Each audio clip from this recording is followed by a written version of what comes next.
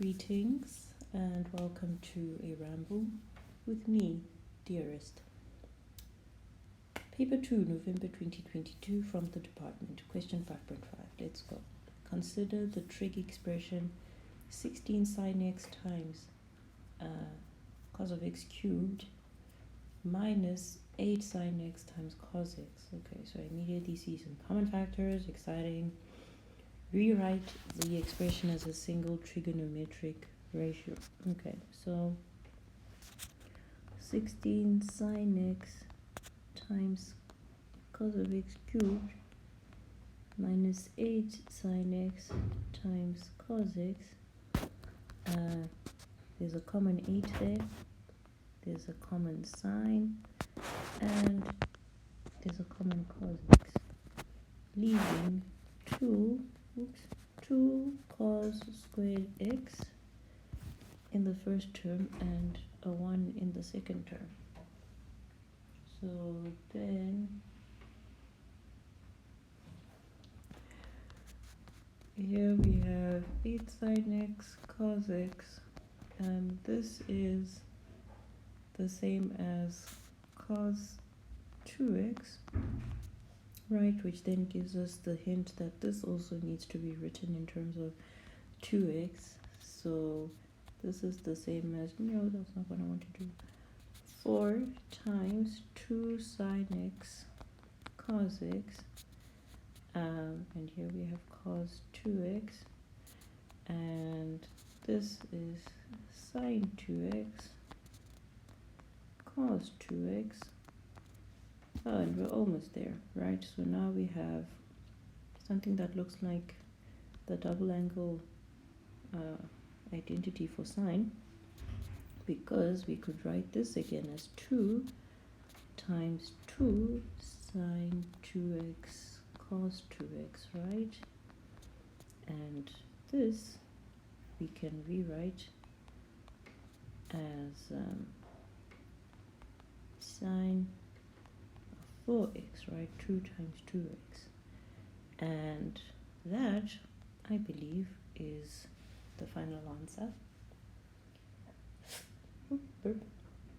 5.5, yes, 2 sine 4x. Excellent.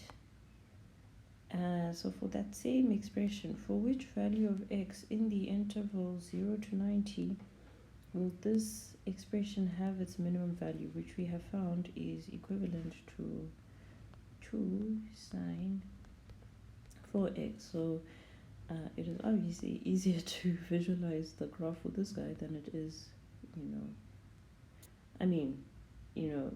technically the graph of this will look exactly the same as this, but from looking at this, it's not in. Anyway, okay, so the point is I'm going to sketch the graph of y is equal to 2 sine 4x, right? And the way that I like to do these sketches is I like to look at the original graph, okay, the base graph, so to say, y is equal to sine x. So I know that, okay, it does this, right? At least, so the one wave. Alright, this is 180 and 0. This is 270 and minus 1. And this is 360 and 0. Right. So I want to transform each point. Okay. So this 2 over here changes the y coordinates, right? Changes the amplitude of the graph.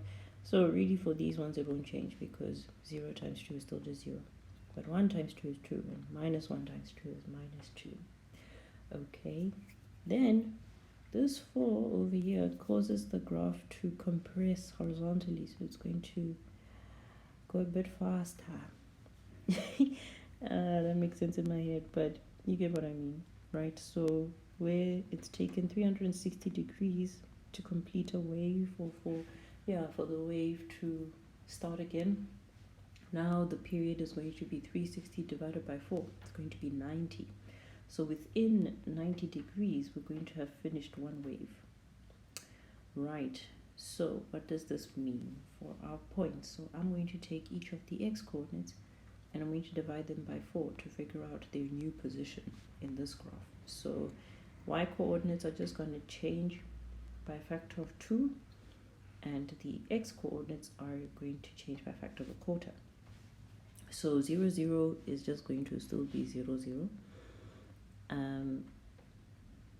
Okay, and we're only concerned with 0 to 90, so actually just one wave, right? And that takes care of this point, right? 360 divided by 90, by 4, sorry, gives us 90. And this point over here is going to happen in 90 divided by 4, which is 22 and a half. And the y coordinate is 2, 1 times 2. And this x coordinate is corresponding to this point. That is going to happen at 180 divided by 4, which is 45 degrees. The y coordinate is still 0. And then this turning point here is going to happen at 270 divided by 4, which is 67 and a half degrees. And the y coordinate will be -2. Right, so the question is, where will it have its minimum value? Well, that minimum value happens over here, right? And that is when x is equal to 67 and a half degrees. Yes, and we are in agreement. Perfecto.